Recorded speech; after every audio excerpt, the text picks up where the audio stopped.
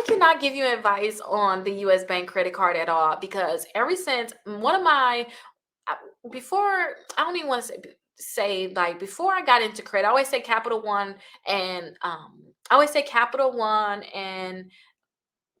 the Platinum, and the Quicksilver was my first credit cards. But actually, it's not really my first credit card. So when I turned 18, I got a credit card with a credit union, local credit union, $200. Didn't know what I was doing with it, but that was my first credit card. I messed up with them. I'm young, 18. I ain't know no better. I don't even think I was 18, but I got that credit card.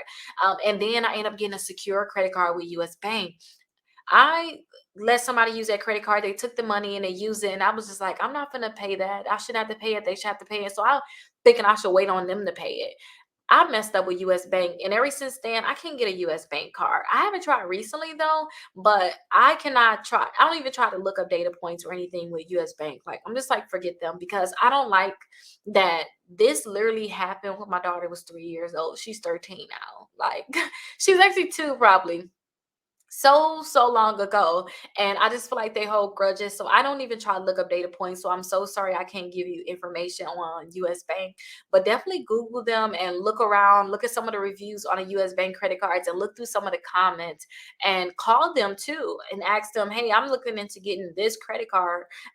What do I have to do to get this credit card? What's the minimum credit score? Which credit bureaus you guys are going to pull? But I just can't tell you. Like I'm telling you, they hold grudges. So I don't know. Maybe I should apply again, but you can't pre-qualify for US Bank. And I wouldn't even want to try to get a US Bank credit card if I can't pre-qualify for it because I don't want to waste hard inquiries on them and I don't want to have to do anything that I shouldn't do with that hard inquiry. So I just leave them alone. But hopefully you're able to get approved. Hopefully you find the information that you're looking for.